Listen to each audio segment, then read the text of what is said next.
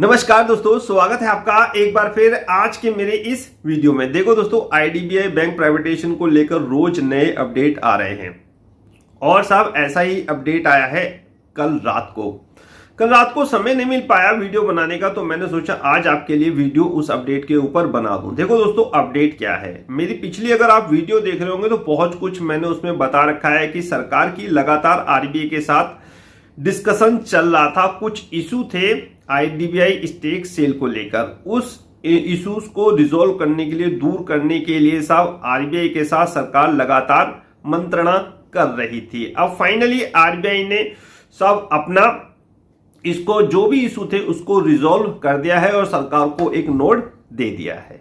पहला अपडेट तो यह है कि सरकार जो भी इशू आ रहे थे प्रमोटर को लेकर, मर्जर को लेकर, बिल्डर को लेकर, बहुत सारे ऐसे इशू थे, वो मैंने पिछली कई वीडियो में आपको बता रखा है। तो आरबीआई के साथ लगातार सरकार संपर्क में थी। तो अब फाइनली आरबीआई ने ये कहा है कि भाई जो भी इशू थे उनको आरबीआई के द्वारा और सरकार के द्वारा रिजॉल्व कर लिया गया है। यानी कि अगर सरकार अपना स्टेक सेल करती है तो कोई दिक्कत परेशानी नहीं होगी। आरबीआई का साहब जो स्टेटमेंट है वो तो यही कहता है कि आरबीआई ने नोट दे दिया है, यानी कि आरबीआई ने जो भी इशू आ रहे थे उसको रिजॉल्व कर दिया है। ऐसा टीवी 18 के हवाले से खबर आ रही है। इस पे कोई आधिकारिक बयान अभी तक भी नहीं आया है। टीवी 18 के हवाले से खबर है कि ऐसा हुआ है, जो भी इशू थे फाइनली आरबीआई के साथ सरकार के, वो आरबीआई ने रिजॉल्व कर दिए हैं। तो पहला अपडेट तो दोस्तों ये है। और दूसरा अपडेट ये है साहब कि ईओआई शायद जो जुलाई में आना था, अब साहब सितंबर में आने की प्रक्रिया उसकी पूरी की जा रही है। यानी कि सितंबर में ईओआई लाया जा सकता है आईडीबीआई बैंक प्राइवेटाइजेशन को लेकर, एक्सप्रेशन ऑफ इंटरेस्ट। यानी कि सितंबर में ईओआई भी लाया जा सकता है दोस्तों। और फाइनली इस फाइनेंशियल ईयर तक एक बिड जरूर मेरे ख्याल से कंफर्म हो सकती है, ऐसा सभी सूत्रों के हवाले से खबर है। ये तो हो गए दो अपडेट, लेकिन इसमें एक बहुत महत्वपूर्ण बात कही जा रही है दोस्तों। देखिए बगल में जो मैंने अंडरलाइन करके बताया हुआ आपको कि मर्जर के बारे में भी सरकार की आरबीआई के साथ डिस्कशन हुआ है। मर्जर को लेकर भी आरबीआई के साथ दोस्तों डिस्कशन हुआ है, लेकिन सरकार मर्जर को नहीं बताएगी। अभी सिर्फ प्राइवेटाइजेशन की खबरों को साहब आपको बताया जाएगा ताकि कुछ मूवमेंट्स इसके शेयर प्राइस में आ सके।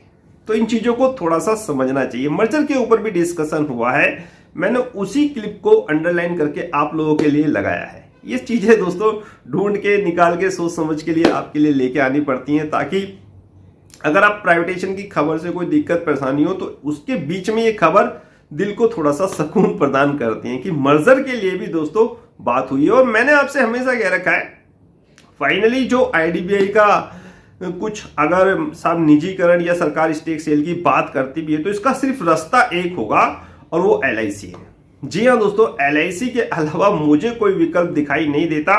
अब सरकार है, सरकार कुछ भी कर सकती है। कोई एक सरकारी बैंक इसको भी साहब आईडीबीआई बैंक को ले सकता है। जिस प्रकार की सरकारी बैंकों की मंशा चल रही है अपने आप को कॉम्पिटिटिव बनाने के लिए, यानी कि सरकारी बैंक ये चाह रहे हैं कि बड़े से बड़ा, अच्छे से अच्छा करें। अब यूनियन बैंक के एमडी साहब का बयान आया था कि किसी भी बैंक का हम अधिग्रहण कर सकते हैं।